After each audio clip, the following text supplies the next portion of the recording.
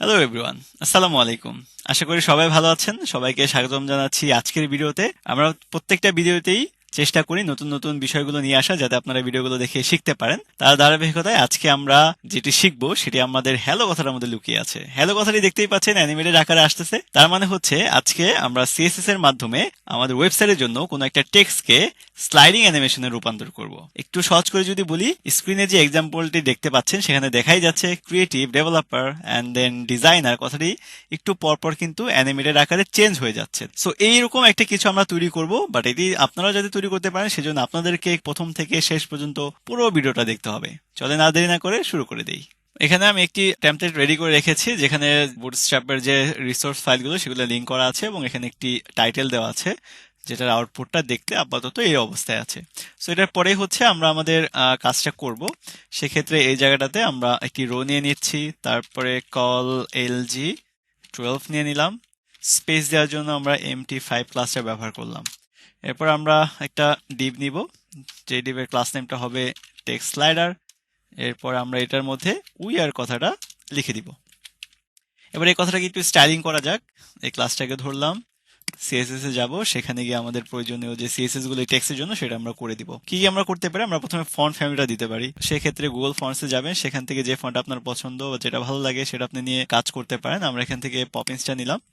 Poppins নেওয়ার পর একটু নিচের দিকে গিয়ে আমরা এখান থেকে মিডিয়াম আছে, বোল্ড আছে, আমরা সেমি বোল্ডটা সিলেক্ট করলাম এবং এখান থেকে যে লিঙ্কটা দেখা যাচ্ছে এই লিঙ্কটাকে কপি করে আমাদের ইন্ডেক্স ফাইলের হেডার যে ট্যাগটা আছে সেখানে পেস্ট করে দিব।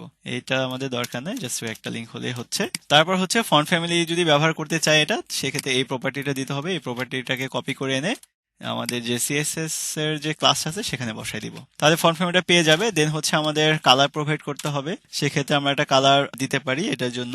দেন এটা একটা ফন্ট সাইজ আমরা প্রোভাইড করতে পারি। ফন্ট সাইজটা হতে পারে 80 পিক্সেলের মতো। ওকে, আশা করি হবে।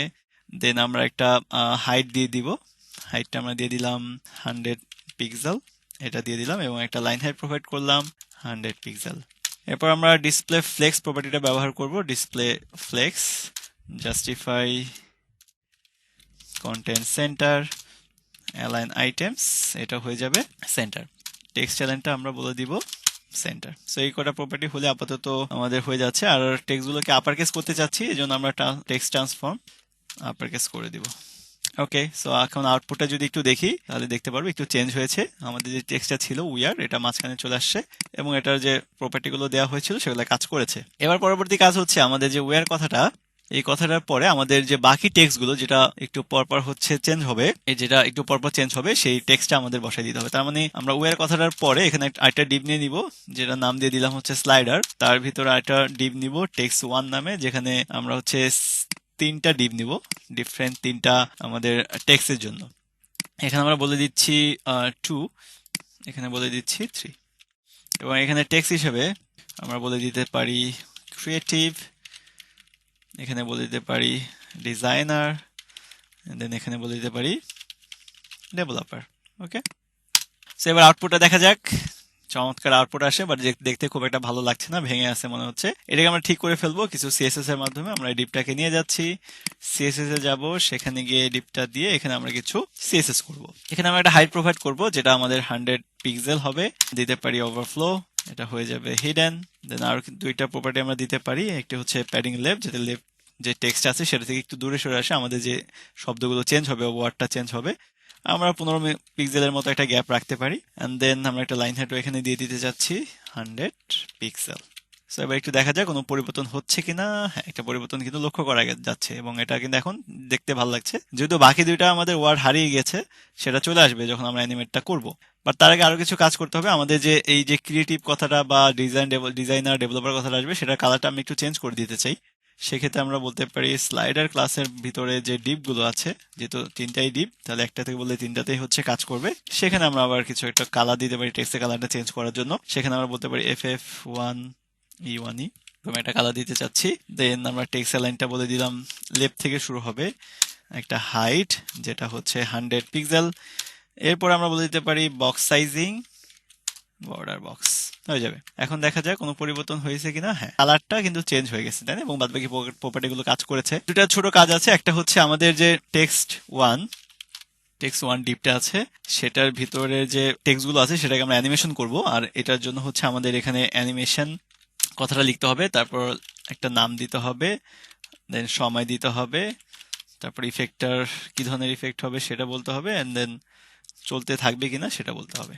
ইয়েস, ইনফিনিট বলে দিলাম। এবার জাস্ট কি ফ্রেমের সাহায্যে আমাদের অ্যানিমেশনের কাজটা করতে হবে। তার জন্য আমরা এখানে বলে দিব কি ফ্রেমস কি ফ্রেমস, দেন হচ্ছে আমাদের অ্যানিমেশনের নাম বলতে হয়। সেকেন্ড ব্র্যাকেট দিয়ে আমরা কিছু 5 সেকেন্ড সময়টাকে আমরা অনেকগুলো ভাগে ভাগ করে ফেলবো। আমরা প্রথমে 0% রাখলাম, এটা একটা, দেন এটাকে আমরা কপি করে আর অনেকগুলো ভাগ করে ফেলি। এরপর আমাদের রাখতে হবে হচ্ছে 5%-এর একটা রাখতে পারি। 5% যাওয়ার পর আমরা আরেকটা ভাগ নিয়ে নিব, যেখানে আমরা দিব হচ্ছে 33% রাখলাম। দেন আরেকটা ভাগ নিয়ে সেখানে আমরা 38 রেখে দিব। দেন আরেকটা ভাগ নিয়ে সেখানে আমরা হয়তো 66 রাখতে পারি।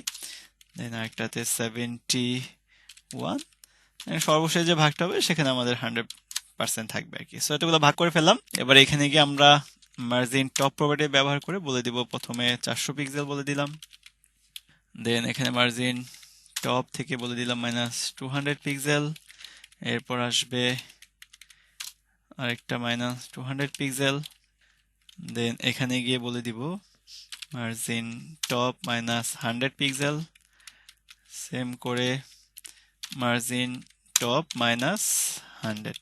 আর এই দুটাতে আমরা 0% করে দিব, margin top 0 pixel and then margin top 0 pixel. So এই ছিল মোটামুটি সিএসএস এ যতটুকু করা দরকার। এখন আশা করি এখন যদি আমরা আউটপুটে যাই তাহলে দেখতে পারবো যে আমাদের অ্যানিমেটটা কাজ করতেছে। সো দেরি না করে চলুন একটা রিফ্রেশ দিয়ে দেই, এবং দেখতেই পাচ্ছেন ডিজাইনার, ক্রিয়েটিভ এবং হচ্ছে ডেভেলপার। সো আমরা যেরকম প্রথম দিকে দেখেছিলাম যে এরকম একটা কিছু আমরা তৈরি করব অ্যানিমেটেড, সেরকম হুবহু একটা বিষয় কিন্তু আমরা তৈরি করে ফেললাম, তাই না? এবং এটার জন্য খুব বেশি আমাদের কিন্তু কঠিন কিছু করা লাগে নাই, খুব সহজে আমরা সিএসএস এর মাধ্যমে এই কাজটি করতে পারি। সো আপনারা যারা প্রথম থেকে শেষ পর্যন্ত দেখেছেন তাদেরকে অসংখ্য ধন্যবাদ। এবং আপনারা চাইলে এখন থেকে আপনাদের ওয়েবসাইটে বিশেষ করে ব্যানার সেকশনে এই ধরনের কিছু হেডলাইনে আপনারা অ্যানিমেট গুলো ব্যবহার করতে পারেন, যেটা দেখতে মোটামুটি খুবই ভালো ইন্টারেক্টিভ দেখা যায়। তো সবাইকে অসংখ্য ধন্যবাদ আমাদের সাথে থাকার জন্য, এবং ক্রিয়েটিভের যে চ্যানেলটি সেটি সাবস্ক্রাইব করবেন, কারণ হচ্ছে আমাদের ডে বাই ডে নতুন নতুন ভিডিও আসবে এবং সেখান থেকে আপনারা নতুন নতুন বিষয় সম্পর্কে শিখতে পারবেন, জানতে পারবেন। ততদিন পর্যন্ত সবাই ভালো থাকেন, সুস্থ থাকেন, ক্রিয়েটিভিটির সাথেই থাকেন।